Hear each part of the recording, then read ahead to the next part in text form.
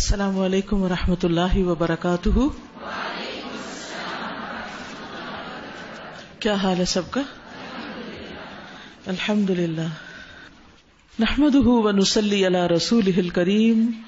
اما بعد فاعوذ باللہ من الشیطان الرجیم. بسم اللہ الرحمن الرحیم. رب اشرح لی صدری ویسر لی امری واحلل عقدۃ من لسانی یفقہوا قولی. کل کے پارے میں سے کیا یاد رہا؟ نماز پڑھ کے اللہ سبحانہ وتعالیٰ کا حق ادا کریں اور زکوٰۃ دے کر بندوں کا حق ادا کریں.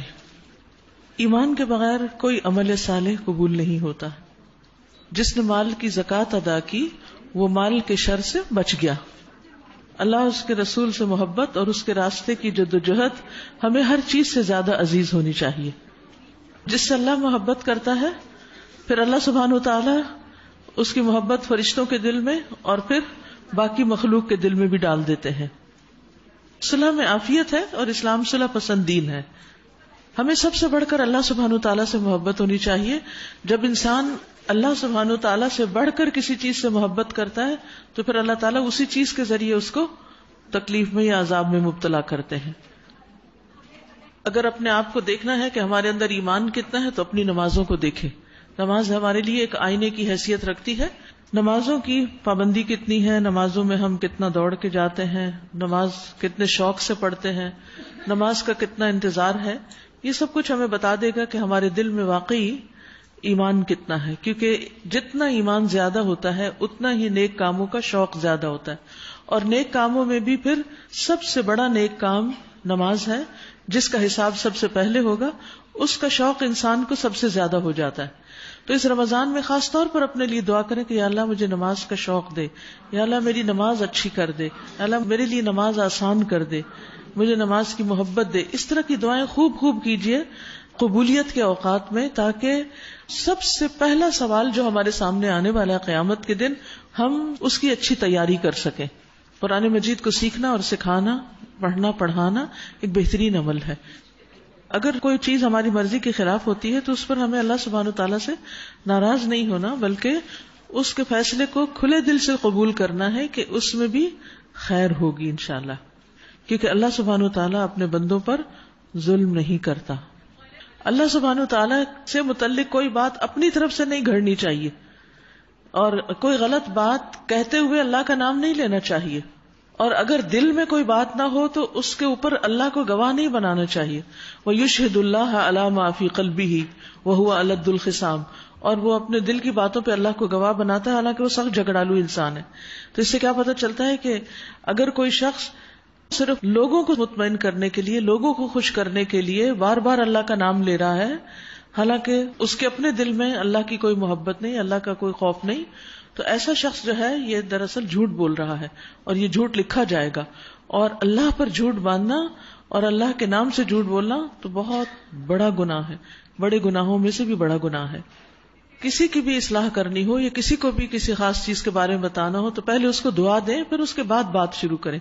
بعض اوقات ہم بہت اپ فرنٹ ڈائریکٹ کسی کے اوپر تنقید شروع کر دیتے ہیں، اس سے دوسروں کے دل جو ہیں وہ ٹوٹ جاتے ہیں. اگر دنیا کی کسی بھی چیز کا غم لگ جائے تو اس کے دور کرنے کی دعا خوب کرنی چاہیے. لا تحزن، نبی صلی اللہ علیہ وسلم نے فرمایا تھا کہ غم نہ کرو. اللہم انی اعوذ بک من الہم والحزن. تو سب سے پہلے اس ہم سے پناہ مانگی گئی اور حزن سے پناہ مانگی گئی ہے. نیکیوں میں بھی کچھ نیکیاں کم درجے کی ہوتی ہیں اور کچھ نیکیاں اعلیٰ درجے کی ہوتی ہیں. تو انسان کو ہمیشہ اعلیٰ کی طرف دوڑنا چاہیے. جیسے دنیا کے معاملے میں ہم ہمیشہ اعلیٰ سے اعلیٰ، بلند سے بلند جانے کی کوشش کرتے ہیں، تو دین کے معاملے میں، آخرت کے معاملے میں بھی ہمارا یہی طرز عمل ہونا چاہیے. سچا ایمان قربانی کی سطح پر ہوتا ہے. ایمان اور آزمائش ساتھ ساتھ ہوتے ہیں. جب ایمان آتا ہے تو انسان کا امتحان بھی آتا ہے، اور پھر اگر انسان اس موقع پر ثابت قدمی دکھاتا ہے تو پھر اگلے درجے پہ پہنچ جاتا ہے. جب اگلے درجے پہ جاتا ہے تو پھر امتحان آتا ہے. یعنی جیسے ایک گریڈ آپ پاس کر لیتے نا، پھر کیا ہوتا ہے، اس کا امتحان ہوتا ہے، تو پھر آپ گریڈ 2 میں چلے جاتے ہیں، پھر گریڈ 2 سے امتحان پاس کر کے 3 میں جاتے ہیں. تو اسی طرح دین میں بھی آپ ایک کے بعد ایک امتحان سے گزرتے ہوئے اوپر بلند درجوں تک جاتے ہیں. چلیے شروع کرتے ہیں. بسم اللہ الرحمن الرحیم. الحمد لله رب العالمين الرحمن الرحيم مالك يوم الدين إياك نعبد وإياك نستعين اهدنا الصراط المستقيم صراط الذين أنعمت عليهم غير المغضوب عليهم ولا الضالين.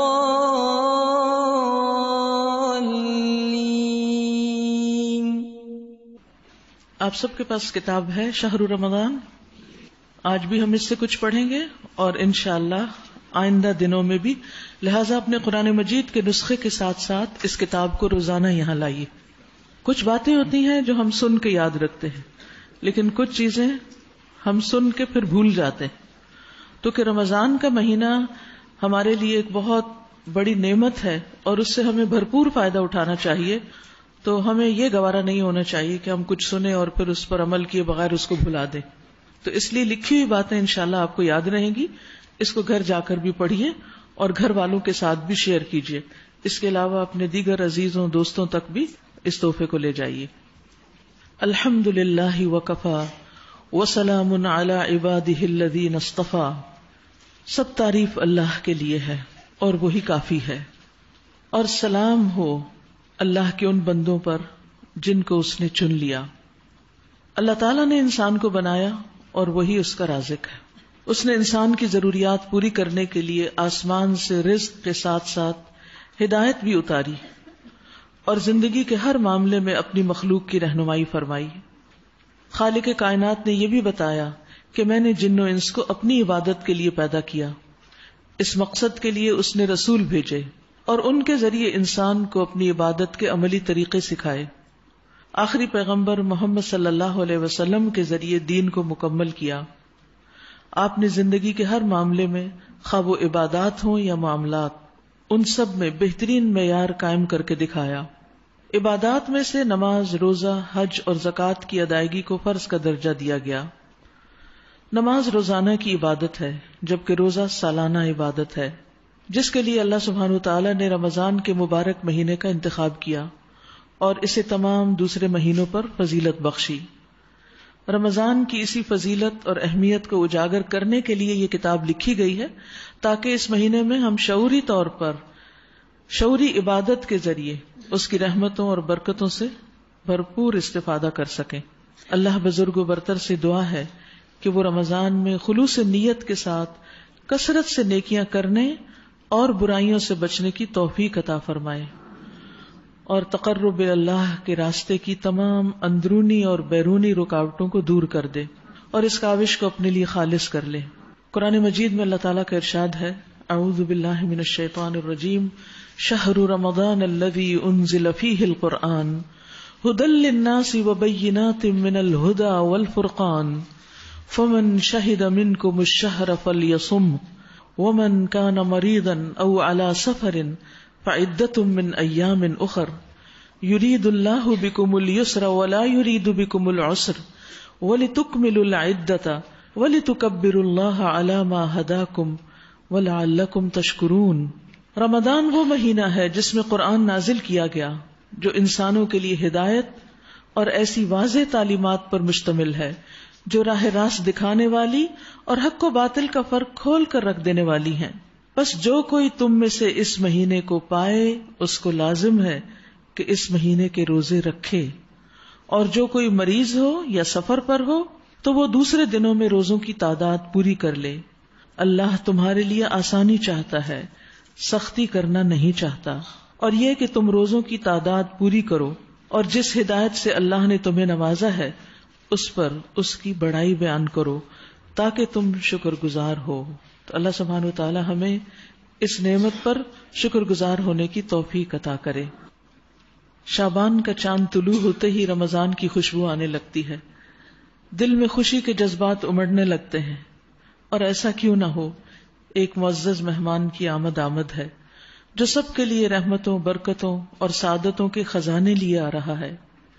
کتنے ہی لوگ ہیں جو ہمارے ساتھ گزشتہ رمضان میں عبادت کر رہے تھے مگر آج وہ دنیا میں موجود نہیں ہیں. یعنی پچھلے رمضان سے اس رمضان کے بیچ میں ہی ہم سے رخصت ہو گئے. آج وہ مساجد میں نہیں قبرستانوں میں ہیں. کتنے ہی لوگ ہیں جو جسمانی یا ذہنی بیماری، بڑھاپے یا کسی اور عذر کی وجہ سے اب روزہ رکھنے سے عاجز ہیں. بس خوش نصیب ہیں وہ جنہیں اس رمضان سے استفادے کا موقع مل رہا ہے. انہیں چاہیے کہ بھرپور محبت سے رمضان کو خوش آمدید کہیں، ویلکم کریں. نیکی کے تمام مواقع سے خوب فائدہ اٹھانے کے لیے پورے جوش و خروش سے تیاری شروع کر دیں، اور رمضان کی آمد کے ساتھ ہی نیکیوں میں آگے بڑھنے کی پکار پر دل و جان سے لبیک کہیں. نبی کریم صلی اللہ علیہ وسلم نے فرمایا، وَيُنَادِي مُنَادٍ يَا بَاغِيَ الْخَيْرِ أَقْبِلْ وَيَا بَاغِيَ الشَّرِّ أَقْصِرْ. ایک پکارنے والا پکار کر کہتا ہے، اے نیکیوں کے طالب، یعنی نیکیوں کا شوق اور نیکیوں کی خواہش رکھنے والے، آگے بڑھ. آگے بڑھنے کا وقت آ گیا ہے. اور اے برائیوں کے طالب، باز آ جا، اب برائیوں سے رکنے کا وقت آ گیا ہے. لہذا ہم سب کو نیکیوں کی طرف بڑھنا ہے اور شعوری طور پر اپنی بری عادتوں سے نکلنے کی کوشش کرنی ہے. استقبال رمضان دعاؤں کے ساتھ ہونا چاہیے. جب آپ چاند دیکھیں گے تو یہ دعا پڑھیں، اللہم اہللہ علینا بالیمن والایمان والسلامۃ والاسلام ربی وربک اللہ. یا اللہ ہم پر یہ چاند امن، ایمان، سلامتی اور اسلام کے ساتھ طلوع فرما. اے چاند میرا اور تیرا رب اللہ ہے. پھر اللہ اکبر، اللہم اہلہ علینا بالامن والایمان والسلامۃ والاسلام والتوفیق لما تحب وترضى ربنا وربک اللہ. اللہ سب سے بڑا ہے. اے اللہ یہ چاند ہم پر امن، ایمان، سلامتی اور اسلام کے ساتھ طلوع فرما، اور اس چیز کی توفیق کے ساتھ جسے تو پسند کرتا ہے اور جس سے تو راضی ہوتا ہے. یعنی اللہ تعالی ہمیں اس رمضان میں ان کاموں کی، ان اعمال کی توفیق عطا فرمائے جو اللہ کو پسند ہے اور جن سے اللہ راضی ہوتا ہے. اے چاند ہمارا اور تیرا رب اللہ ہی ہے. اللہ کرے ہمارا یہ رمضان گزشتہ تمام رمضانوں سے کہیں زیادہ بہتر ہو. رمضان کی آمد پر لوگ ایک دوسرے کو مبارک بھی دیتے ہیں. کیا ایسا کرنا جائز ہے؟ کیا رمضان کا استقبال کرنے، اس کی خوشخبری دینے اور اس پر مبارکباد دینے کی اجازت ہے؟ جی ہاں، رمضان ایک عظیم مہینہ ہے اور مبارک مہینہ ہے. مسلمان اس کی خبر پا کر خوش ہوتے ہیں. نبی اکرم صلی اللہ علیہ وسلم اور آپ کے صحابہ اس کی آمد سے خوش ہوتے تھے. نبی صلی اللہ علیہ وسلم اپنے صحابہ کو اس کی خوشخبری دیتے تھے. تو اگر آج ہم اس کے آنے پر خوش ہوں اور ایک دوسرے کو خوشخبری دیں اور ایک دوسرے کو مبارکباد دیں تو اس میں کوئی حرج نہیں ہے. یہ کوئی گناہ کی بات نہیں ہے اور کوئی بدعت نہیں ہے. سلف صالحین ایسا کیا کرتے تھے اس مہینے کی عظمت اور برکت کی وجہ سے. ہم سب کو خوش ہونا چاہیے کیونکہ اس میں گناہوں کا کفارہ ہے، خطائیں مٹائی جاتی ہیں، نیکیوں میں دوڑ لگتی ہے اور بہت سے نیک اعمال کرنے کا موقع ملتا ہے جو ہم سال بھر نہیں کر سکتے. تو اس لیے خوشی کے ساتھ اس کا استقبال کریں، ایک دوسرے کو مبارک دیں، لیکن ایک چیز سے پرہیز کریں اور وہ ہے لوگوں کے میل باکسز اور چیٹ باکسز کو فارورڈ سے نہ بھریں. عام طور پر کیا ہوتا ہے، ہمیں کوئی بھیجتا ہے ایک میسج، ہمیں اچھا لگتا ہے وہ ہم دوسرے کو فارورڈ کرتے ہیں، دوسرا تیسرے کو، ایک کر رہا ہے دوسرا کر رہا ہے، ایک ہی میسج بار بار مختلف لوگوں کی طرف سے آ رہا ہے. اگر آپ نے واقعی کسی کو مبارک دینی ہے تو بس اتنا لکھ دینا کافی ہے، رمضان مبارک، بس. کیونکہ ویڈیوز بھیج دیتے ہیں، پھر ان کو کلک کرو، پھر ان کو کھولو، پھر اس کو سنو، پھر ان کو دیکھو، کتنا وقت اسی شغل میں ضائع ہو جاتا ہے. رمضان آئے سب کو رمضان مبارک کہہ دیں، اتنا ہی کافی ہے. زیادہ کرنا ہے تو دعا دے دیں، لیکن نہ اپنا وقت ضائع کریں اور نہ دوسروں کا کریں. لوگوں کو لکھ لکھ کر میسج نہ بھیجیں بہت لمبے چوڑے کہ جن کو پڑھتے ہی دن گزر جائے اور کرنے کا کام پیچھے رہ جائے. اور بعض اوقات لوگوں کے فون سٹک ہو جاتے ہیں، ہم لوگوں کو اذیت دیتے ہیں، وہ ہمارا میسج دیکھ کے خوش نہیں ہوتے، الٹے پریشان ہوتے ہیں کہ اب یہ کتنے میسجز دیکھے جائیں گے. یہ بات پرسنلی کئی لوگوں نے مجھ سے کہی ہے اور بعض اوقات لوگ اظہار بھی کر دیتے ہیں، اور خاص طور پر گروپس جو بنے ہوئے ہیں ان میں ایک میسج بھیج رہا ہے، دوسرا بھیج رہا ہے، تیسرا، پڑھتا کوئی نہیں، صرف بھیج رہے ہیں. یہ کس قسم کا دین ہے؟ جس چیز کو آپ خود نہیں جانتے، جس پر آپ نے عمل نہیں کیا، وہ آپ دوسرے کو کیسے دے رہے ہیں؟ تو اس لیے لوگوں کے لیے سکون اور خوشیوں کا باعث بنے، اذیت کا باعث نہ بنے. ایسی محبت نہ کریں کہ جو دوسرے کے لیے بوجھ بن جائے اور دوسرا اس سے بیزار ہو جائے. اپنا وقت بھی بچائیں، دوسروں کا بھی بچائیں، کیونکہ ایک ایک لمحہ، ایک ایک گھڑی بہت قیمتی ہے. اس کو اللہ کے ذکر اور اللہ کی یاد میں گزاریں، کیونکہ والذین آمنوا اشد حبا للہ. اور ایک اور نصیحت یہ کروں گی کہ رمضان کا استقبال اپنے دلوں کی صفائی کے ساتھ کریں. ہم نے گھروں کو بھی صاف کر لیا، لباس بھی صاف بنا لیا، جائے نمازیں بھی صاف کر لی، جگہ بھی، ہر چیز کا اہتمام کر لیا، لیکن دل ویسے کے ویسے ہی. اس دل کے ساتھ عبادت کریں گے، ان دلوں کو صاف کریں، سب کو معاف کر دیں تاکہ اللہ سبحانہ و تعالی ہمیں معاف کر دے. الا تحبون ان یغفر اللہ لکم، کیا تم نہیں چاہتے کہ اللہ تمہیں معاف کر دے؟ اگر ہم چاہتے ہیں کہ اللہ سبحانہ و تعالی ہمیں معاف کر دے تو پھر ہمیں دوسروں کی غلطیاں، خطائیں اور قصور معاف فرمانا ہے. معاف کر دیجئے، اپنے دل ہلکے کر دیجئے، دلوں کو صاف اور چمکدار بنائیے. اللہ تعالی ہم سب کی مدد فرمائے. اب دلوں کا جائزہ لیجئے. انما المؤمنون الذين اذا ذكر الله وجلت قلوبهم واذا تليت عليهم آياته زادتهم ايمانا وَإِذَا تُلِيَتْ عَلَيْهِمْ آيَاتُهُ زَادَتْهُمْ إِيمَانًا وَعَلَى رَبِّهِمْ يَتَوَكَّلُونَ الَّذِينَ يُقِيمُونَ الصَّلَاةَ وَمِمَّا رَزَقْنَاهُمْ يُنْفِقُونَ أُولَئِكَ هُمُ المؤمنون حقا لهم درجات عند ربهم ومغفرة ورزق کریم. 11واں پارہ. يعتذرون إليكم إذا رجعتم إليهم قل لا تعتذروا لن نؤمن لكم قد نبأنا الله من أخباركم وسيرى الله عملكم ورسوله ثم تردون إلى عالم الغيب والشهادة فينبئكم بما كنتم تعملون. سيحلفون بالله لكم إذا انقلبتم إليهم لتعرضوا عنهم فأعرضوا عنهم إنهم رجس ومأواهم جهنم جزاء بما كانوا يكسبون. يحلفون لكم لترضوا عنهم فإن ترضوا عنهم فإن الله لا يرضى عن القوم الفاسقين. شروع کرتی ہوں اللہ کے نام سے جو بے انتہا مہربان نہایت رحم فرمانے والا ہے. جب تم پلٹ کر ان کے پاس پہنچو گے تو یہ طرح طرح کے عذر پیش کریں گے. اشارہ ہے منافقین کی طرف اور موقع ہے جنگ تبوک سے واپسی کا، کیونکہ منافق اس جنگ سے پیچھے رہ گئے تھے. تو نبی صلی اللہ علیہ وسلم کو بتایا جا رہا ہے کہ جب آپ مدینہ پہنچیں گے تو یہ بہانے بناتے ہوئے آپ کے پاس آ جائیں گے، مگر تم صاف کہہ دینا کہ بہانے نہ کرو، ہم تمہاری کسی بات کا اعتبار نہ کریں گے. اللہ نے ہمیں تمہارے حالات بتا دیے ہیں، اب اللہ اور اس کا رسول تمہارے عمل کو دیکھے گا. یاد رکھیے اللہ سبحانہ وتعالیٰ کو کوئی شخص صرف باتوں سے راضی نہیں کر سکتا، صرف بڑے بڑے دعووں سے راضی نہیں کیا جا سکتا. اس کے لیے ضروری ہے کہ ہم عمل سے اپنے اخلاص کا ثبوت دیں، اپنی محبت کا ثبوت صرف زبان سے نہیں عمل سے دیں. پھر تم اس کی طرف پلٹائے جاؤ گے جو کھلے اور چھپے سب کا جاننے والا ہے، اور وہ تمہیں بتا دے گا کہ تم کیا کچھ کرتے رہے ہو.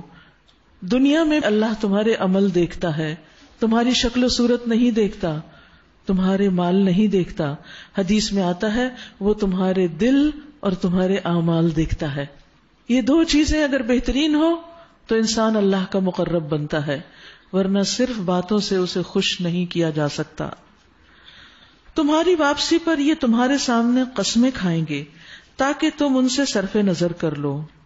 تو بے شک تم ان سے صرف نظر کر ہی لو، یعنی ان سے درگزر کر ہی لو، کیونکہ یہ گندگی ہے اور ان کا اصلی مقام جہنم ہے، جو ان کی کمائی کے بدلے میں انہیں نصیب ہوگی۔ یہ تمہارے سامنے قسمیں کھائیں گے تاکہ تم ان سے راضی ہو جاؤ، تم ان سے خوش ہو جاؤ، حالانکہ اگر تم ان سے راضی ہو بھی گئے تو اللہ ہرگز ایسے فاسق لوگوں سے راضی نہ ہوگا، اللہ راضی نہیں ہوگا۔ فَإِنَّ اللَّهَ لَا يَرْضَى عَنِ الْقَوْمِ الْفَاسِقِينَ، اللہ فاسق لوگوں سے راضی نہیں ہوتا۔ یاد رکھیے، اللہ سبحانہ وتعالی کسی بھی انسان سے جب محبت کرتا ہے تو اس کے نیک اعمال کی بنا پر گناہ انسان کو اللہ سے دور کر دیتے ہیں۔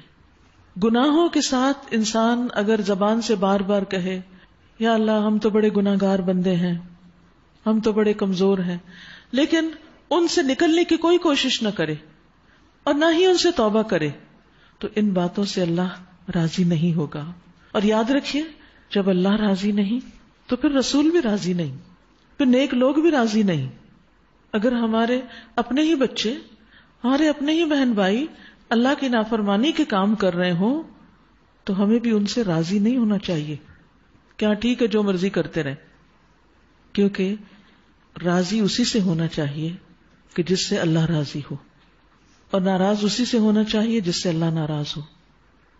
رسول اللہ صلی اللہ علیہ وسلم نے فرمایا، منافق کو سردار مت کہو، اگر وہ سردار ہو تو بے شک تم نے اپنے رب عز و جل کو ناراض کر دیا۔ یعنی اگر کوئی ایسا شخص جو تم سے ویسے بڑا ہے لیکن انتہائی غلط کام کر رہا ہے تو تمہارا دل اس کی طرف سے راضی نہیں ہونا چاہیے اور اس کی غلطیوں کو اپروو نہیں کرنا چاہیے کہ ہاں تمہاری اپنی زندگی تم جو چاہو کرو۔ تو ہماری پسند و ناپسند کس کی پسند و ناپسند کے تحت ہونی چاہیے؟ اللہ سبحانہ و تعالیٰ کے۔ یاد رکھیے، یہاں یہ نہیں کہا جا رہا کہ اس سے نفرت کرو، کیونکہ نفرتوں سے آپ کسی کی اصلاح نہیں کر سکتے۔ راضی نہیں کا مطلب کیا ہے کہ ہم اس کے غلط کاموں سے اگری نہیں کرتے، اور ہم دعا بھی کرتے، اور ہم کوشش بھی کرتے، اور ہم نصیحت بھی کرتے، اور امر بالمعروف بھی کرتے ہیں کہ تم سیدھے رستے پر آ جاؤ۔ پھر فرمایا، الاعراب اشد کفرا ونفاقا، یہ بدوی عرب، دیہاتی عرب کفر اور نفاق میں زیادہ سخت ہیں، اور ان کے معاملے میں اس امر کے امکانات زیادہ ہیں کہ اس دین کے حدود سے ناواقف رہیں۔ اس کی وجہ یہ ہے کہ وہ علم سے دور ہیں۔ تو یاد رکھیے کہ جو شخص علم حاصل نہیں کرتا، جاننے کی کوشش نہیں کرتا، تو پھر عمل بھی نہیں کر پاتا، عمل سے بھی دور ہوتا چلا جاتا ہے۔ ان کے معاملے میں اس امر کے امکانات زیادہ ہیں کہ اس دین کے حدود سے ناواقف رہیں جو اللہ نے اپنے رسول پر نازل کیا، یعنی قرآن و سنت۔ اللہ سب کچھ جانتا اور حکیم و دانا ہے۔ اور ان بدویوں میں ایسے ایسے لوگ موجود ہیں جو اللہ کی راہ میں کچھ خرچ کرتے ہیں تو اسے اپنے اوپر زبردستی کی چٹی سمجھتے ہیں، کیونکہ علم نہیں ہے نا۔ اور دین کے علم کا نہ ہونا انسان کے اندر نفاق پیدا کرنے لگتا ہے۔ رسول اللہ صلی اللہ علیہ وسلم نے فرمایا، دو خصلتیں ایسی ہیں جو منافق میں کبھی جمع نہیں ہو سکتی، اچھا اخلاق اور دین کی سمجھ۔ یعنی منافق کے اندر دو بڑی خامیاں ہیں، ایک یہ کہ وہ بد اخلاق ہوتا ہے، اور دوسرے دین کی سمجھ نہیں ہوتی۔ اسی لیے جب اللہ کے راستے میں کچھ دینے کا وقت آتا ہے، خرچ کرنے کا وقت آتا ہے، تو وہ کہتے ہیں یہ تو ہم پہ جرمانہ ہے، اور تمہارے حق میں زمانے کی گردشوں کا انتظار کر رہے ہیں، حالانکہ بدی کا چکر خود انہی پر مسلط ہے، اور اللہ سب کچھ سنتا اور جانتا ہے۔ اور انہی بدویوں میں کچھ ایسے لوگ بھی ہیں جو اللہ اور روز آخر پر ایمان رکھتے ہیں، یعنی سب دیہاتی، سب بدوی، سب بدو ایک جیسے نہیں، ان میں سے کچھ علم بھی رکھتے ہیں، عمل بھی کرتے ہیں، ایمان رکھتے ہیں، اور جو کچھ خرچ کرتے ہیں اسے اللہ کے ہاں تقرب کا اور رسول کی طرف سے رحمت کی دعائیں لینے کا ذریعہ بناتے ہیں۔ نبی صلی اللہ علیہ وسلم کے پاس جب کوئی صدقہ لے کر آتا تھا تو آپ اس کے لیے دعا کیا کرتے تھے۔ ہاں وہ ضرور ان کے لیے تقرب کا ذریعہ ہے، اور اللہ ضرور ان کو اپنی رحمت میں داخل کرے گا۔ یقیناً اللہ درگزر کرنے والا اور رحم فرمانے والا ہے۔ ماحول کیسا بھی کیوں نہ ہو، لیکن جس شخص کے اپنے اندر شوق ہوتا ہے وہ اپنے لیے کوئی نہ کوئی راستہ بنا لیتا ہے ایک ہی ماحول میں رہنے والے کچھ لوگ صرف ماحول کا رونا روتے رہتے ہیں اور کچھ نہیں کرتے، اور اسی ماحول کے اندر کچھ اور لوگ اچھی باتیں جاننے کے شوقین ہوتے ہیں اور اس کے لیے وہ بھاگ دوڑ کرتے ہیں، اور پھر وہ ان کو جان کر ان پہ عمل بھی کرتے ہیں، جیسے یہ بدویوں کی دوسری قسم ہے. والسابقون الاولون من المہاجرین والانصار والذین اتبعوهم بإحسان رضی اللہ عنہم ورضوا عنہ وأعد لهم جنات تجری تحتها الانہار خالدین فیہا ابدا ذلک الفوز العظیم. وہ مہاجرین و انصار جنہوں نے سب سے پہلے دعوت ایمان پر لبیک کہنے میں سبقت کی، نیز وہ جو بعد میں راست بازی کے ساتھ احسان کے ساتھ ان کے پیچھے آئے، اللہ ان سے راضی ہوا اور وہ اللہ سے راضی ہوئے. اللہ نے ان کے لیے ایسے ایسے باغ مہیا کر رکھے ہیں جن کے نیچے نہریں بہتی ہوں گی اور وہ ان میں ہمیشہ رہیں گے. یہی عظیم الشان کامیابی ہے، سب سے بڑی کامیابی یہی ہے. یہاں پر آپ دیکھیے کہ اللہ سبحانہ و تعالی راضی ہو گیا کن سے. پیچھے منافقین کی بات ہوئی کہ اللہ ان سے راضی نہیں، لیکن یہاں سبقت کرنے والوں سے، نیکی میں آگے بڑھنے والوں سے اللہ راضی ہو گیا اور وہ اللہ سے راضی ہیں. اللہ سے راضی ہیں اسی لیے وہ اللہ کی طرف دوڑ کر جاتے ہیں.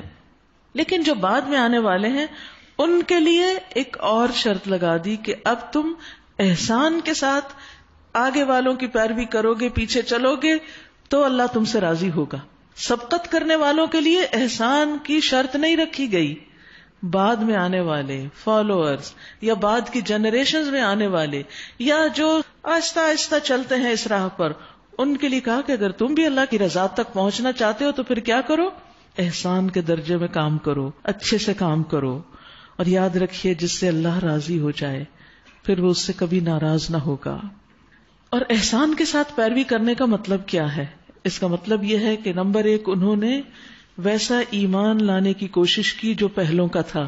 فَإِنْ آمَنُوا بِمِثْلِ مَا آمَنْتُمْ بِهِ فَقَدْ اهْتَدَوْا. پھر اسی طرح اطاعت میں ان کی پیروی کرتے رہے. صراط الذین انعمت علیہم. ہمیں بھی وہ راستہ چاہیے. ان کے دل کے اندر بھی یہی شوق تھا کہ ہم بھی ان پہلوں کی طرح ہو جائیں.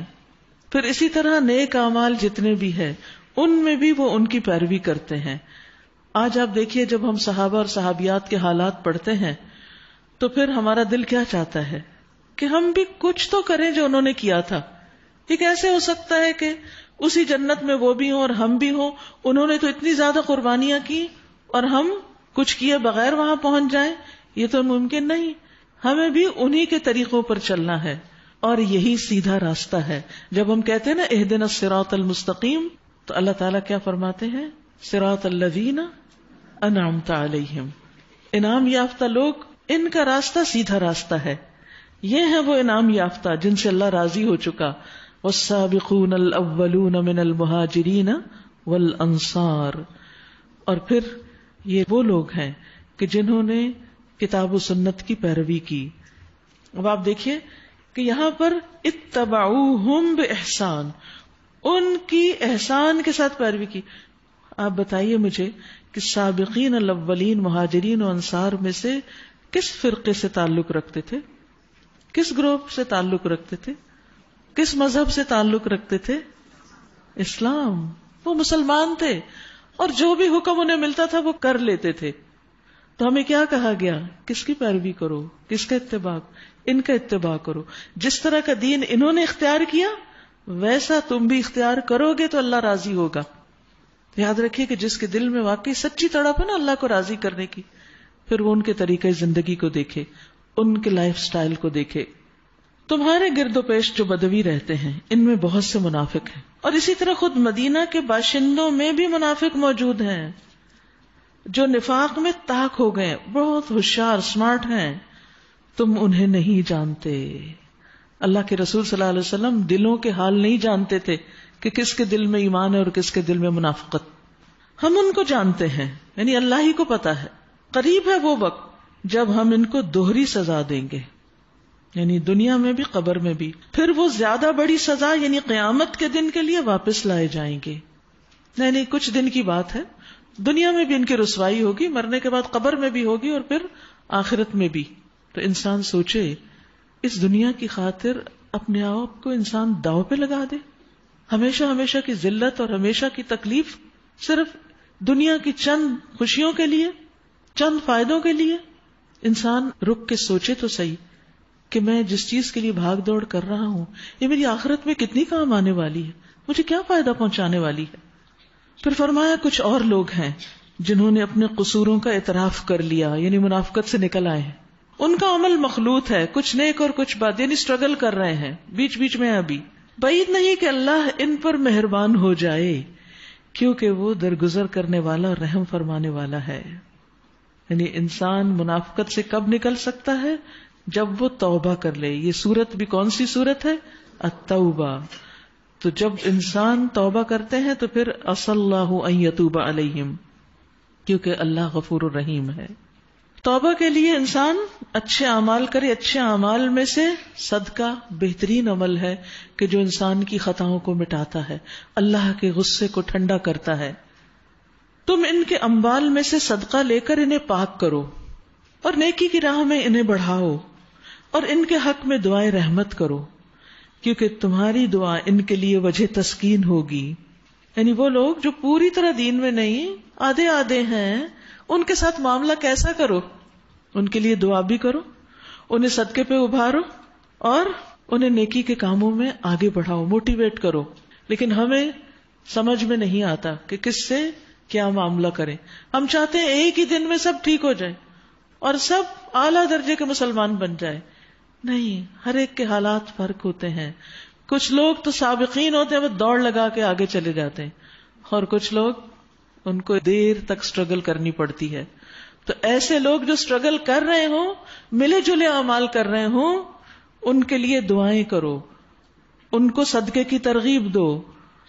اور اللہ سب کچھ سنتا اور جانتا ہے. کیا ان لوگوں کو معلوم نہیں کہ وہ اللہ ہی ہے جو اپنے بندوں کی توبہ قبول کرتا ہے؟ وہ ان کا بھی رب ہے اور ان کی خیرات قبول کرتا ہے. یعنی گناہوں کے باوجود اگر کوئی شخص اللہ کے راستے میں مال خرچ کرتا ہے تو اللہ تعالیٰ اس کو قبول کر لیتے ہیں. اور یہ کہ اللہ بہت معاف کرنے والا اور رحیم ہے. اور اے نبی صلی اللہ علیہ وسلم ان سے کہہ دیجئے کہ تم عمل کرو. وَقُلِ اعْمَلُوا فَسَيَرَى اللَّهُ عَمَلَكُمْ وَرَسُولُهُ وَالْمُؤْمِنُونَ. اللہ اور اس کا رسول اور مومنین سب دیکھیں گے کہ تمہارا عمل اب کیسا ہے. خالص منافقین سے بھی کہا گیا کہ عمل کر کے دکھاؤ، اور اب بیچ بیچ کے لوگوں سے بھی کیا کہا گیا؟ عمل کر کے دکھاؤ. تمہارا عمل دیکھا جائے گا، اس پر فیصلہ ہوگا. کیونکہ قیامت کے دن انسان کے درجات اسی کے مطابق ہوں گے جو وہ عمل کر کے لائے ہوں گے.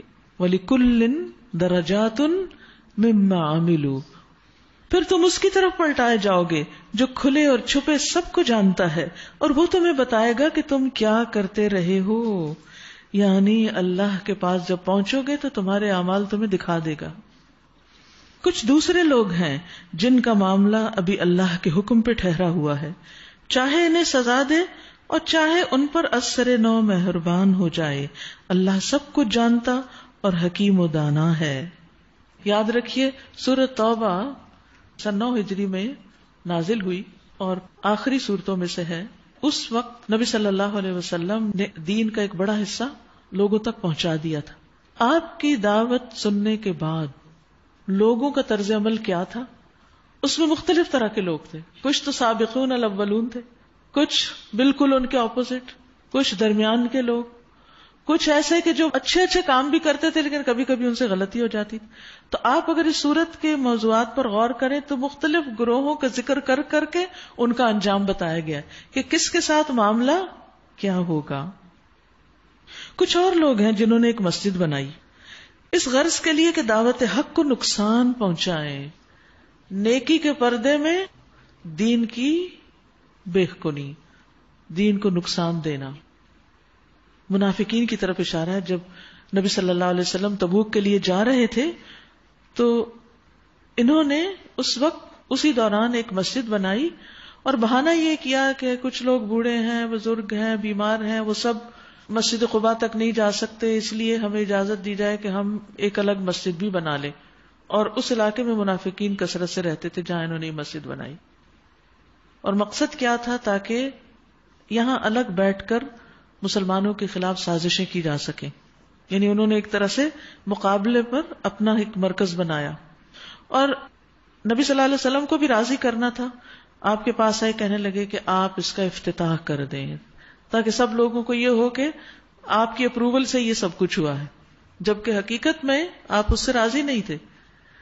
اب جب آپ واپس آ رہے تھے مدینہ تبوک سے ہو کر، تو اللہ سبحانہ وتعالیٰ نے آپ کو پہلے ہی خبردار کر دیا کہ آپ اس مسجد میں نہیں جائیں گے، کیونکہ وہ مسجد زرار ہے، نقصان دینے والی مسجد ہے. کتنی بڑی حقیقت اللہ نے کھول دی کہ ساری مسجدیں صرف خیر نہیں پہنچاتی. مسجدوں سے جہاں صحیح نیت کے ساتھ کام نہ کیا جا رہا ہو، وہاں سے بعض اوقات فائدے کی بجائے نقصان بھی ہو سکتا ہے. یہ اس لیے بنائی گئی تاکہ دین کو نقصان دیا جائے اور کفر کریں، یعنی اللہ کی بندگی کی بجائے وہاں اللہ کی نافرمانی کے کام کریں اور اہل ایمان میں پھوٹ ڈالیں، اور اس بظاہر عبادت گاہ کو اس شخص کے لیے کمین گاہ بنائیں جو اس سے پہلے اللہ اور اس کے رسول کے خلاف برسر پیکار ہو چکا ہے. یہ ابو عامر الراہب کی طرف اشارہ ہے جو ان لوگوں کو گائیڈ کر رہا تھا یا ان کا لیڈر بنا ہوا تھا کہ اس کے لیے ایک مرکز فراہم کرنا مقصود ہے. وہ ضرور قسمیں کھا کھا کر کہیں گے کہ ہمارا ارادہ تو بھلائی کے سوا کسی دوسری چیز کا نہ تھا، مگر اللہ گواہ ہے کہ وہ قطعی جھوٹے ہیں. تم ہرگز اس عمارت میں کھڑے نہ ہونا. جو مسجد اول روز سے تقوی پر قائم کی گئی تھی وہی اس کے لیے زیادہ موزوں ہے کہ تم عبادت کے لیے وہیں کھڑے ہو. اس میں ایسے لوگ ہیں جو پاک رہنا پسند کرتے ہیں اور اللہ کو پاکیزگی اختیار کرنے والے ہی پسند ہیں.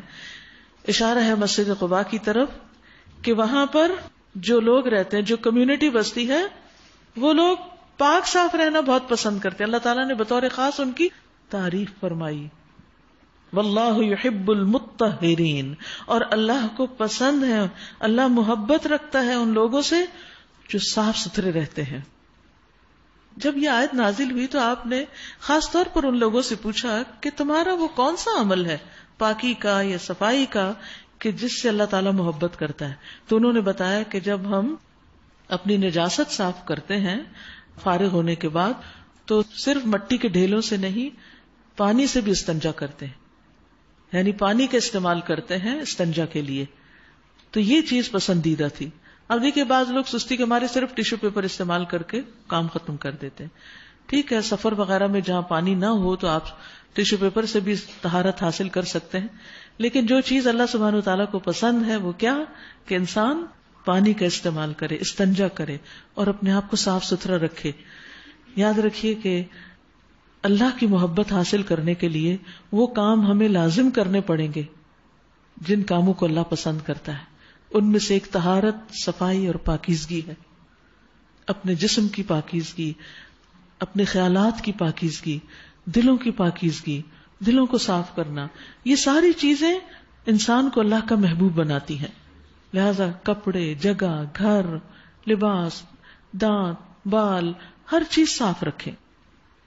پھر تمہارا کیا خیال ہے کہ بہتر انسان وہ ہے جس نے اپنی عمارت کی بنیاد اللہ کے خوف اور اس کی رضا کی طلب پر رکھی ہو، یا وہ جس نے اپنی عمارت ایک وادی کی کھوکھلی بے ثبات کا گر پر اٹھائی اور وہ اسے لے کر سیدھی جہنم کی آگ میں جا گری.